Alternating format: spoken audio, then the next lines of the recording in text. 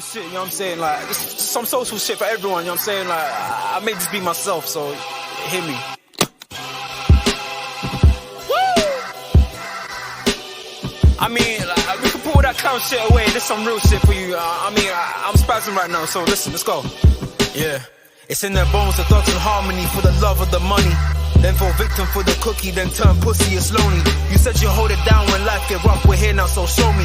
We move them losses to them wins. Heavy pounds, we make it ends meet. Converse of only a few who make me feel like I be 10 feet. Yes, people, what's going on, man? It's G. We are back in the building. I hope everybody is blessed. I hope everybody, of course, is well. As per usual, people, make sure you are subscribed to the channel if you are not already. And make sure you share this out, man. Make sure you like as well. We're here today for our monthly review. So I'll make sure this season, because last season it was kind of all over the gaff, but I'll make sure this season, after every single month, we will review the team, take a look at, their fixtures, their games, how they've done over the course of the month, results that they've got, and etc. Players who have impressed me, how, the manager's been looking, in certain games, and, all of that kind of, good stuff. So let's kind of just, dive into the whole thing.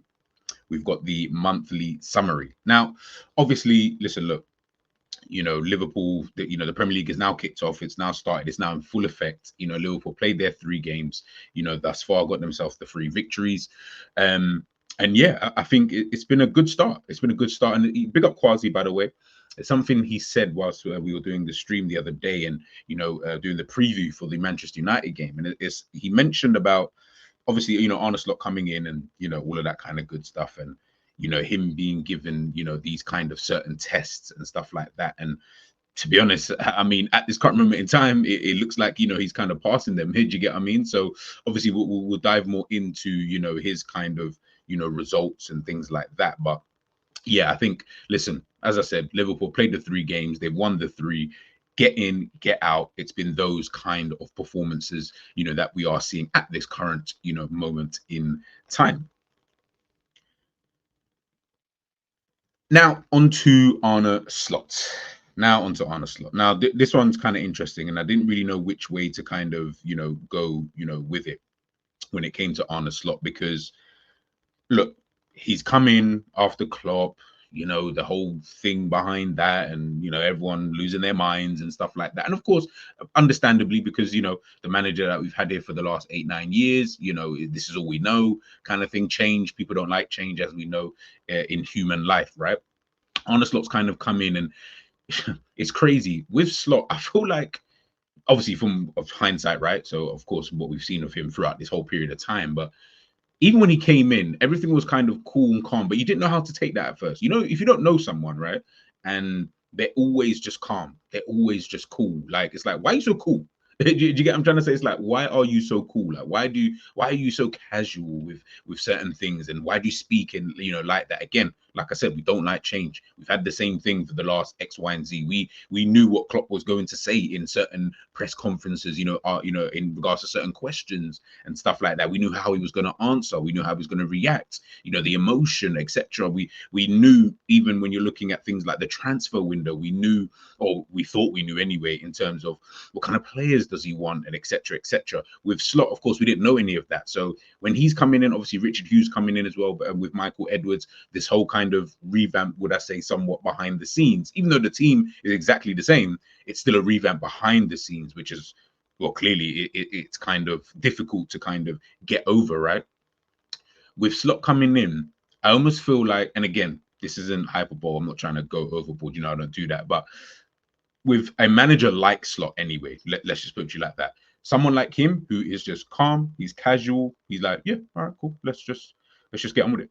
Kind of thing. Let me just get down to work. Let me get in, let everybody, say their goodbyes, to the previous manager. Let me show that level of respect and etc. Okay, no worries.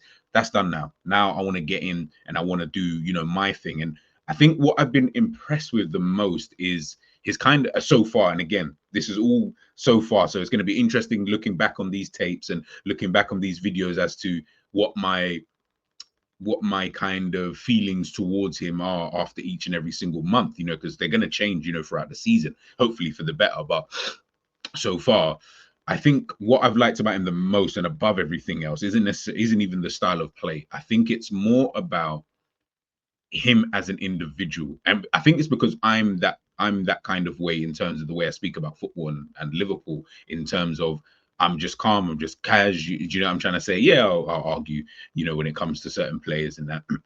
But in a general sense, I'm just calm. Like, I'm not gonna go overboard with certain things. I'm not gonna call people the greatest, or that was the greatest performance, or whatever kind of thing. I don't really tend to do that kind of thing, because the one thing I always think about is form is temporary, class is permanent. And I'm always that type of person. Unfortunately, it is what it is.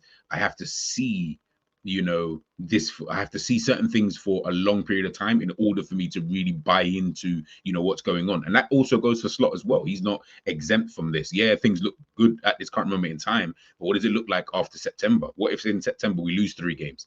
do you get what I'm trying to say? All of a sudden, it's like, ooh, okay, well, what's going on here, kind of thing.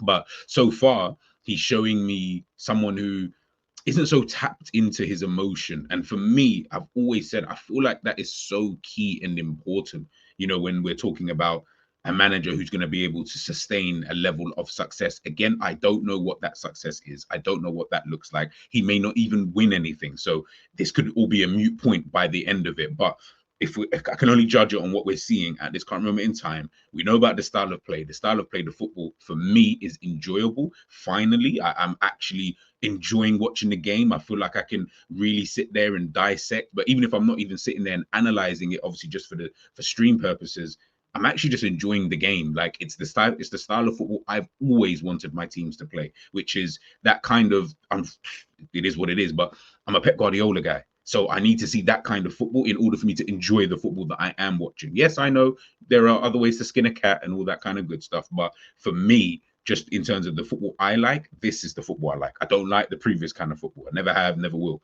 kind of thing. Had its good moments, but that was it, just moments. For me, this is the kind of football I want to see my teams playing. And then from there, it's then about, getting that quality in and then, doing your thing. But I think that, with everything that he's shown thus far,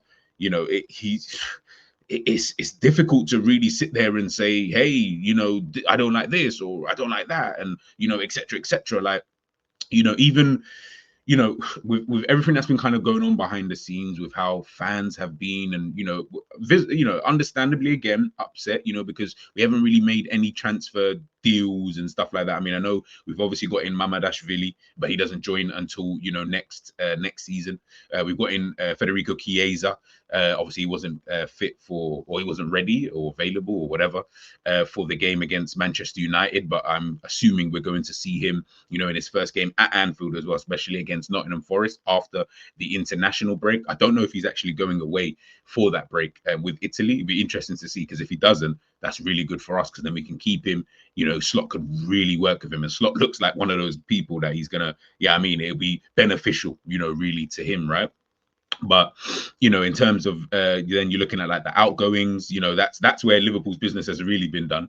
If I'm being totally honest with you, all the players, Stefan Bajcetic, Kuma, Scanlon, Kai Gordon, finally Nat Phillips, Reece Williams, Calvin Ramsey, various other players, and Bobby Clark as well. So many other players, have kept it moving. The young players, the ones who were never really going to get the game time here anywhere, or just not really deemed good enough, obviously they've been able to go out. So on the sell side of things, for Liverpool, whether you want to include Arne Slot in that, but just for Liverpool in general, that's good. Obviously getting in Federico Chiesa and Mamadashvili, again, those two in isolation are calm, but I can understand visibly, why fans, are still saying, hey, look, if we just need a little bit more. But at the moment, from what he's working with, he's showing that, he's able to work, with what Jurgen Klopp left him. So, fair play to Klopp in that regards, in terms of the team that he was able to leave him. I think one of the biggest things and the biggest talking points that we've got is this situation, Trent, Virgil, and Mohamed Salah.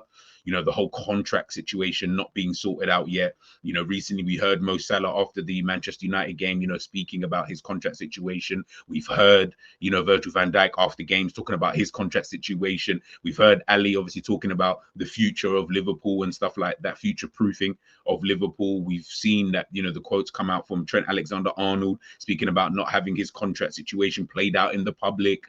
it's a lot. And you're talking about your three best players, legendary players for the football club. I do think this is an unprecedented situation that the football club have actually got themselves in. I don't know. And again, in the comments and stuff like that, let me know. I don't know of a situation like this. I don't think I've ever seen a situation where you've got three of your best legendary players. So, and again, like I said, I've not done the research to really check, but off the top of my head, I can't remember a situation where Frank Lampard, Didier Drogba, John Terry were all in their last year and weren't looking like they were going to kind of renew all at the same time. By the way, not individually because obviously they've all left, but just in terms of all at the same time, or of Roy Keane, Paul Scholes, David Beck. Like, I don't know. I'm trying to think. Thierry Henry, Dennis Bergkamp, Robert Perez, whatever, pick any three from any of the top clubs. I can't remember a situation like this. I really can't. And the fact that Liverpool, and again, this isn't even on a Richard Hughes or on a Slot or anything like that, because they weren't here, obviously, when this should have been dealt with, but they've had to pick up that mantle. And I think the way that he's kind of handled it, in a sense, is, look, ultimately, and this is why I say I like his kind of vibe and his whole demeanor, right? Is because I feel like the way he's kind of looked at it is purely just like, guys, listen, I'm not here to talk about the contract situation. Like, that's got nothing to do with me. Ultimately, if they're here and they're putting in the effort, they'll play. Like, they'll play. So then really that them subconsciously, I guess, hopefully, this is my hope speaking, subconsciously, that then has to put pressure on the board. Because we all know, guys, like the fans, you know what? That's a lie. I was about to say fans will start to revolt, but listen. From when I heard John Henry was at the stadium the other day, and there's no booze, there's no, no one really getting on to him. That tells me that you guys are just talking for the sake of talking. Yeah, I'm trying to say, like, I don't think. Listen, I know the energy in the stadium and outside the stadium is always going to be different, but I thought that there would be more people getting onto the ownership just in terms of everything that's kind of going on. And to me, it seems like we're just talkers. It just seems like, to me, stop complaining about FSG, because reality is the guys who are going to the games on a regular basis, they don't seem to care. And if they don't care, then it is what it is. If man keeps coming to the stadium and everyone's giving him high fives and shaking his hand and stuff like that, why are we then going online to then complain? It just makes no sense, right? But it is what it is, right?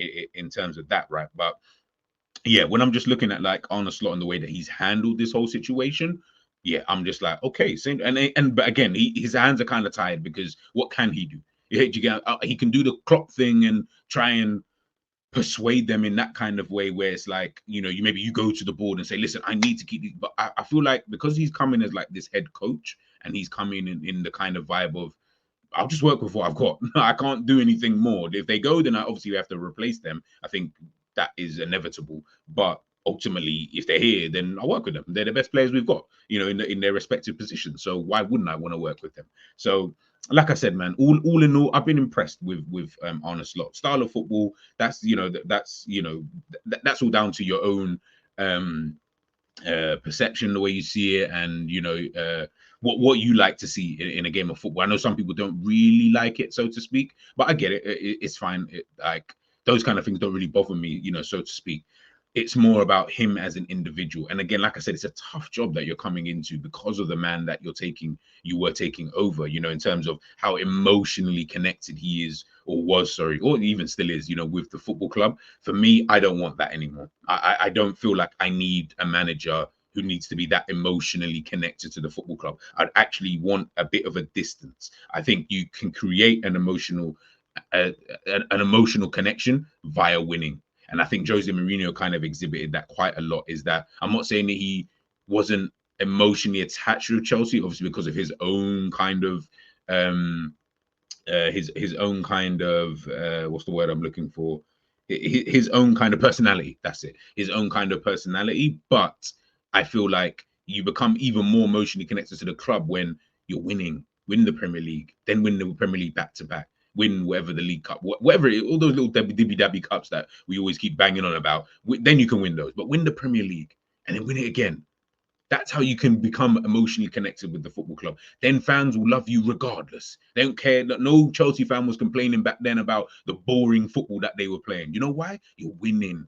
That's all I care about. I don't need my manager doing fist bumps at the end of the games. I don't care about all of that. You know what I'm saying? It's not helping me to win what I want to win, which is the Premier League. So do that, and then you'll become emotionally connected. People will love you regardless. And I want someone who is like that. And again, we're seeing, even with the level of ruthlessness, in terms of, even I don't think it is, but I know the media made a big deal about it, with him taking off Jarrell Kwanzaa, for example, in the first game at halftime, for Ibu Konate, people speaking about that, taking off Trent Alexander-Arnold, at like 75 minutes for Bradley in basically more or less all the games so far. And then that whole kerfuffle that we saw, all of that kind of stuff. I want to see that. I want to see that, because we as fans will be the first ones to complain when these guys get injured later on. We're the first ones. But then when the manager wants to take these guys off, everyone wants to create stories about it. It's like, bro, like, you can't always win. Do you get what I'm trying to say? Like, you can't always win with these kind of things, man. So yeah, man, I just think he's come in, he's handled things well, he speaks really, really well. And yeah, listen, man, all I can say is long may it continue. Long may it continue. Now, looking at the results, as I said before, obviously Liverpool have got the 3 out of 3. First game of the season against Ipswich away, defeating them 2-0. That was a tricky game. Tricky game. And again, I go back to what Kwasi said. He's had different tests in his first 3 games, so far for Liverpool, right? That game, against Ipswich, I felt like newly promoted team, they're gassed, their fans are gassed, they're back in the Premier League. They are actually a very good team off the ball. If you've watched Ipswich last season in the Championship, check out their numbers. Even if you don't watch them, just check out their numbers, the statistics. You'll see, like, they're a tough team off the ball. And I'll be honest, they gave Liverpool a real tough time. If I'm being vaguely honest with you, it almost felt like where to kind of go. It almost felt like Liverpool didn't really know what to do in, certain situations. And I felt like when that was starting to happen in that first half, again, I know obviously he took off Jarrell Kwanzaa, but it was still a little bit like, eesh, what's kind of going on here? You know what I mean? Like, what's kind of going on here? So yeah, man, for me, that first game, it was a bit sketchy. I wasn't really feeling it, so to speak. I wasn't really too happy with what was kind of going on. But listen, you got the victory. You also got the clean sheet as well. So I can't complain necessarily too much. Then obviously we move on to the Brentford game again, back at home. And this is where I said, about people not really not that they don't like the football, but the atmosphere was just a little bit different. But one of my boys was saying, I guess it's just the thing of people just need to just kind of get used to how Slot is as an individual. Again, like I said, we don't know the guy. Do you get what I'm trying to say? We don't know the guy. We're still trying to learn what he's kind of about, and we're still trying to understand, the type of individual that he kind of is. So I can understand to a certain degree, why some people might just be a little bit like, I don't know. But listen, Brentford are another team established, now in terms of the Premier League, and they're a good team. I know they fight more down in the lower echelons, but they're one of those teams, like you're fighting through like Street Fighter or like Tekken. You gotta go through the levels first. You know what I'm trying to say? You can't just go face the boss, Manchester City, straight away, and then you lose, and then it's all hell breaks loose. You can't just fight in Bison or them man straight away. You got to go through the levels first. You got to, you know what I mean? And Brentford were that next level up from an Ipswich. And then, of course, we go on to, the game that we've just had recently, and that was against Manchester United. And I think, in that game, that was probably Liverpool's best game this season, in my personal opinion, in terms of, and obviously you guys will check out my match reaction to it. But yeah, for me, it was Liverpool's best game. It was the game where I just felt like we were, I don't know, like men against boys is probably the only way I can kind of describe that kind of game. It was, I'll be honest, it was just too easy. It was too easy. The way that we were playing, the things that we were doing, it was too easy, man. It was way too easy. So listen, man, in terms of the results, 7 goals scored as well. No goals conceded so far. I know say Allison is going to be happy with that, because we were conceded too much last season, way too much. So I know that he'll be vexed. I know that, I know that he'll be happy, after last season and stuff like that. So listen, man, like I say, just long may it continue, man. I don't know how long it continues for, but I can only talk about what I'm seeing at this current moment in time. I'm not going to go too far into the future, and I can't really talk about the past. I guess it's just about, what we are, what we're kind of seeing now.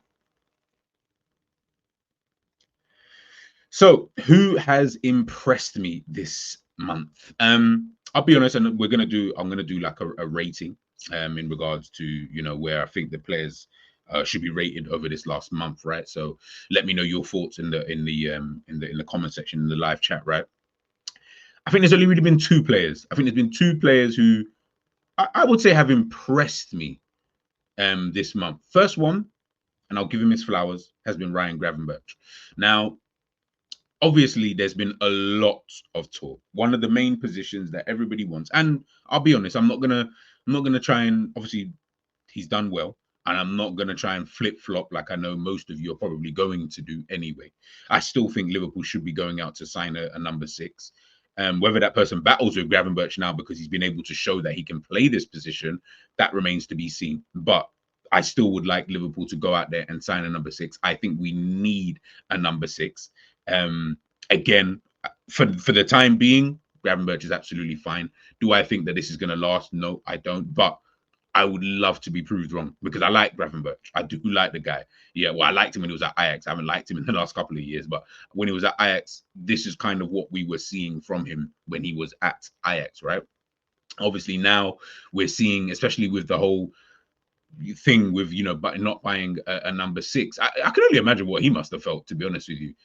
I guess maybe it was more about, I'm going to prove to these people, the fans and stuff, that, hey, listen, man, I can be your number six, which is good because then he's putting in these kind of performances. And I think in the last two games, I think he's done really well. The Manchester United game, again, like Liverpool's performance, that was his best game that he's had this season.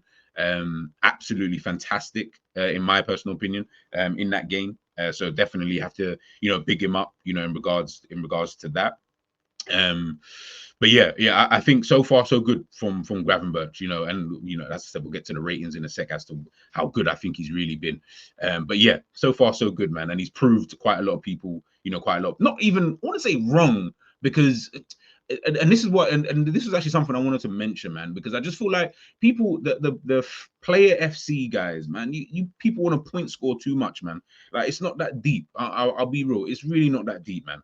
I feel like you always want to point score, man. It's not, you don't need to all the time, like, try and get one up on people. Oh, I said this, and well, you guys should have listened to me. And it's like, bro, like, is it really that deep? Like, honestly, is it that deep that you're gonna have to go to these kind of lengths? Like, let people continue to see these things. Then maybe after a long period of time, i.e. a season, then you can maybe start talking about these kind of things. But when you've already seen it for 3 games, the way people are talking, oh, I told you so, he is the guy, why was everyone moaning about signing a 6? Bro, like, come on, man, hindsight shouldn't cloud your thinking so quickly. Like, after 3 games, you've already flip-flop like this. The guy's doing really good now. What if in the next 3 games he does poorly? Do we go back to saying, oh, this is why we need a number 6? That's unfair on Gravenberch. That's even unfair on him, because you're not even giving man time to. We know every single player in world football has periods where they just have a bad 2 or 3 games. It just happens. That's literally how football is. You can't play perfect every single game. You're gonna have those bad periods, but allow him to have those bad periods before we then jump on him and then point score. Forget all of that. Just judge them on the games that you're seeing, and then you will notice when you start judging people just on a game by game basis, you'll start to see over a period of time, whatever it is, whether it's they're good or bad or whatever, you'll start to see over a period of time. One example I always use is last season when I was talking about McAllister, right? Obviously, we know he played in the 6 and then he moved further forward. Judge him when he was playing in the 6. I don't care what position he is playing, or sorry, what position he should be playing. I can only judge him on the position he is playing. I can't judge him on a position I don't know what he does there. Cool, judge him on that position however you saw it. Then when he moves to the other position, when he moves further forward, now you're still judging him on a game by game basis. And then that's where I felt like people were then going overboard, because it was like, but you called him shit 6 months ago or 3-4 months ago. Now you're saying he's the best player in the Premier League. And no, how does that work? You can't go from shit to the best player in the Premier League. It doesn't work like that. Judge them how you see them, and then you can get an overall judgment. That's how you work these kind of things out. I don't understand why people always do game, like one game is like One game you're calling him the best in the world. The next game he's the shittest in the. I mean, there can't be such a massive gap between the two. Let these guys cook. Let them do their thing for a sustained period of time. Once they do that, then we can start having these conversations. That brings me on to my next player, which is Luis Diaz. He's another one. Again, player FC is too busy point scoring to really see what's actually going on. Luis Diaz scored 2 goals against Manchester United, the other day. Do I think that that was a great performance from Diaz? Not really. But guess what? He got you the 2 goals. Something I've been asking from him for a long time, which is, if your performance ain't all that, I need you to at least get me the GA. Because you can't, as an attacker, obviously this is just for the attacker's purposes, you can't have no GA and not a good performance. It doesn't make sense. And I don't even think his performance was all that against United. I think outside of the goals, I don't think it was that good. I think it was okay, outside of the goals. But he got the 2 goals. Provide those things. And guess what? Do that consistently. You can start having these conversations. But when we're trying to do it, again, it's the point scoring thing. I hate it, man. Stop trying to point score, man. It's annoying, man. It's so annoying. But anyways, Diaz is another one who has impressed me this season so far. I think alongside the guy I'm going to talk about next. I just think that, the way that they've been playing, in a general sense, the way that he's been playing in a general sense, it just impressed me, man. It just seems like more efficient. But again, I think it's more than that. Obviously, the tactics are helping in terms of he's always been someone who kind of helps and tracks backs and stuff like that. But the positions he's getting himself into seems a lot smarter this season. Again, I don't know if that's just a tactical thing. Maybe so. I don't know. I don't want to take away from anybody, whether it's Slot or Diaz. But either way, from what I'm seeing, he just seems like his football IQ looks a lot better. His finishing looks a lot better as well. So yeah. I've been, somewhat impressed with him. And the King. This is the guy. I don't know what more I can say on Mohamed Salah, to be honest with you. I don't know. I don't know why people doubted him in the first place, because in my personal opinion, he is the best that we've got. I think what we're seeing from him now is a more cultured individual. And again, I don't know if it's a tactical thing. Maybe so. I'll let you guys decide, for yourselves. But when I'm watching Mohamed Salah now, it's almost like you've evolved into something a little bit different. 3 games, 3 goals, 3 assists. That's showing that this is a guy who's doing everything. He was doing everything before. But so far, and again, we're judging it so far, guys, if you remember, so far with what he has been doing, he's come back fitter. He looks like he's just come back more hungry and stuff like that. And it's crazy because this is his last season at the football club. Imagine if this is the year that he has like some mad season, even madder than his first. Imagine if his first season and last season at Liverpool are 2 standout seasons in terms of, the goals and assists. And obviously this time he'll end up winning something and stuff like that. That would be very ironic. That's typical Salah, to be honest with you. But yeah, I think Salah so far, he just seems so mature this season. Obviously, I know he's the senior player up front, and he's a senior player in the team. Been here one of the longest. But he just seems so mature. Everything just seems, I don't know. There's a different kind of energy with Salah, so far this season. So yeah, man, I've definitely, in my personal opinion, I've definitely been, really, really impressed with Mohamed Salah, man. But long may it continue, man. Long may it continue. I don't want to wax too lyrical on Salah. So now we will go through our ratings. So we'll take a look, obviously, how I kind of see it in terms of whether I think, they've been good, whether I think they've been really good and stuff like that, and blah, blah, blah. Again, in the comment section, I know this is obviously a pre-recorded video and stuff like that, but you guys let me know. I'll be in the chat anyway, so we'll definitely be able to, chop it up and stuff like that. So I've not done it via numbers, so to speak, because I just felt like, I just couldn't be bothered, I'll be honest. So I just done it by, these are the categories: very poor, poor, good, very good, excellent. Let's just keep it simple, and then we can get in and get out. So we'll start off with Ali. Listen, 3 games, 3 clean sheets. Like I said, he's made some important saves as well. But then he's also not really had much to do, which I absolutely love. I don't want to see my goalkeeper. I keep telling you guys, I don't want to see him. I only want to see him in these moments where it's like, oh, we needed him there, kind of thing. I'll say good. To be honest with you, he hasn't really done much, and it's not his fault, but that's what I want to see. He's just been good, so far, in my opinion. We'll try and do it in a bit in some type of order. Virgil van Dijk. Um, overall, I think looking at Virgil again. Listen, you're part of the defense that gets or the plaudits because defensively we've been quite solid. Again, I think that's more of a tactical thing. Do I think he's been very good?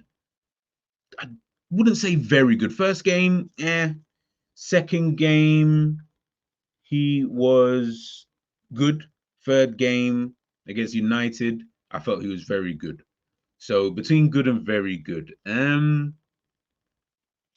between good and very good, I feel like I want to say good. I don't feel like it's been very good so far. It's that first game for me, I just wasn't really too happy with the way that he was kind of doing things. I'm just trying to think, man. Second game against Brentford, I'll be kind. I'll put him in very good. Let's go to Ibu Kanate. Kanate, I would definitely say with Kanate. Listen, look, there's been I've been definitely someone who's spoken about Kanate, whether he can play this kind of style of football, but it's almost like we've not made him do too much, which then allows for him to just be able to do what he is good at, which is just defend, which is literally just defend, back there. Yeah, I'll say good. Who else there? Robbo. Again, Robbo, someone I've spoken about prior, to the season starting. So far, I think first game wasn't, actually all the games actually. I just don't really like the build up, with Robbo at the back there. I still think that's an area that Liverpool do need to kind of improve upon, but he hasn't been poor. He hasn't necessarily been poor. I think he's been good. He's been good. Trent Alexander-Arnold. First game, he was all right. Second game, he was good. Third game, he was all right. Yeah, I think Trent has been good so far. Yeah, I think he's been good so far. At times, looked a little bit each 1v1s, looked in a bit, a bit sticky icky. But in a general sense, in terms of his overall play, I think he's actually been super calm. Like he hasn't given me any.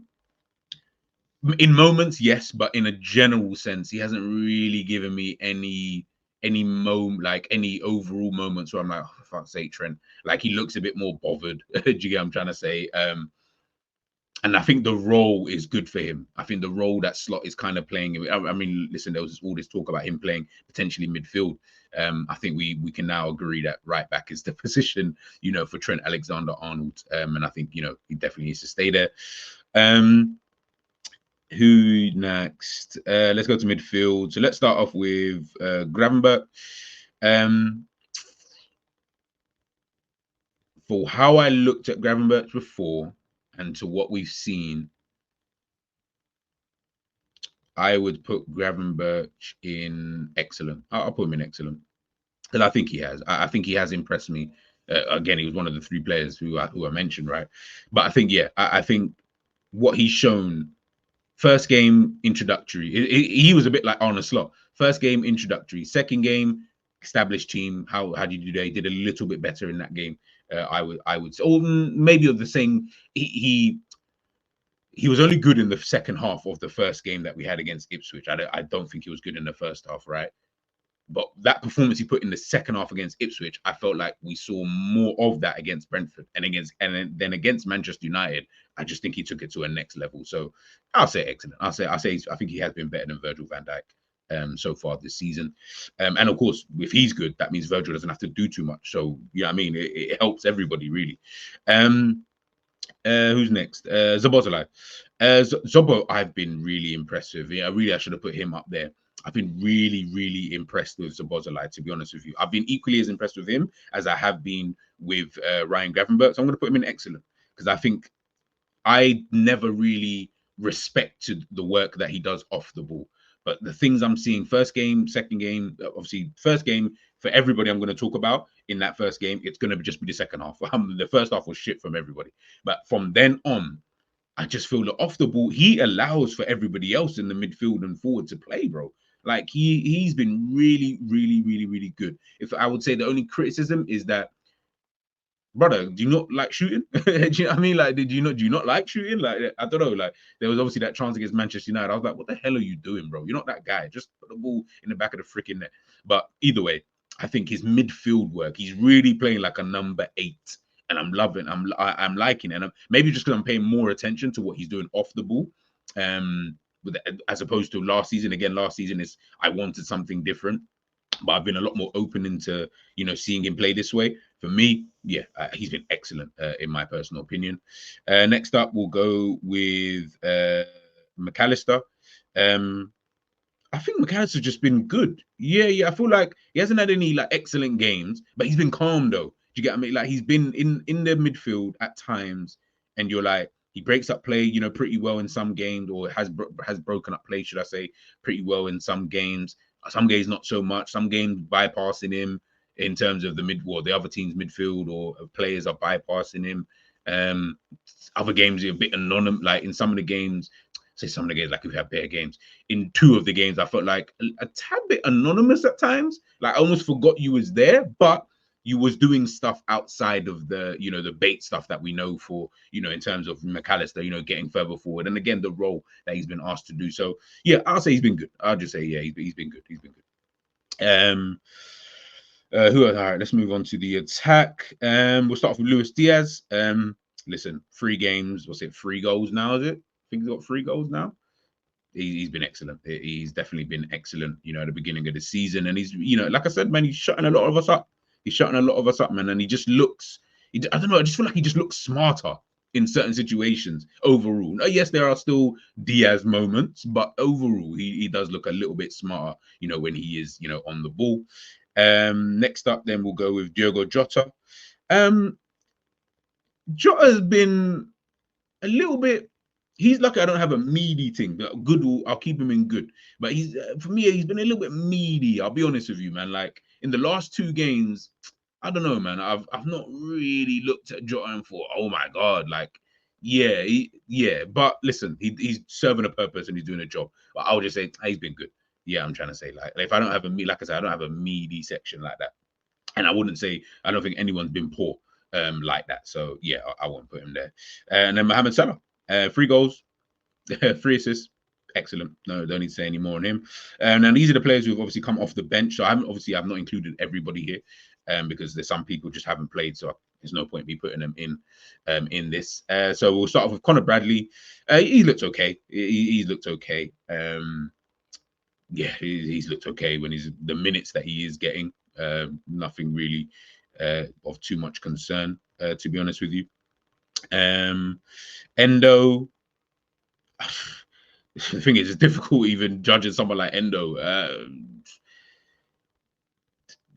I can't even, I actually can't even. I should even put like another row, to be honest with you.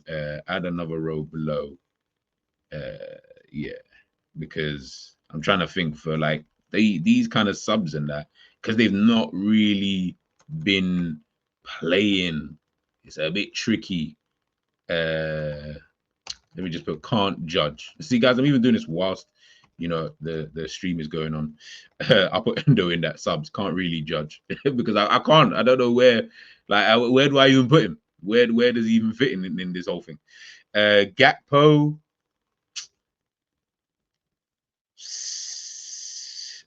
I don't want to say poor, but he ain't really done nothing. You haven't really done nothing since you come on in these games. But have you had enough time? Just put you in. I'll put you here, actually. I'll put you here. Feel like you ain't been good since when you've come on. Yeah, you haven't really been good. Harvey Elliott, I think he's only played 1 game. Can't really judge that. Darwin Núñez, again, like Gakpo, you ain't done nothing when you come on. You haven't really done much. Can't really judge you like that. Whereas Gakpo's come on in every single game. I'll put them all here. Kwanzaa, he only had that halfway, and he's been dropped ever since. Poor. Simicast, yeah, can't really judge. So yeah, all the subs I can't, not yet anyway. Maybe after a bit more games, maybe some more minutes. I know we've got Carabao Cup and stuff like that. But yeah, that's my kind of ratings for the month. Let me know, of course, as per usual, what do you guys think in regards to that, man? In regards to that. So obviously a final look and a final kind of would I say, monthly overview.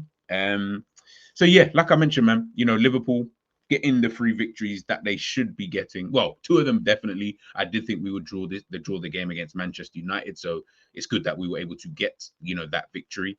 Where we go from here, who knows? But so far, so good from Liverpool. Let me know your thoughts in the comment section. Like I said, I've liked what I've seen thus far. Hopefully, we can see a lot more.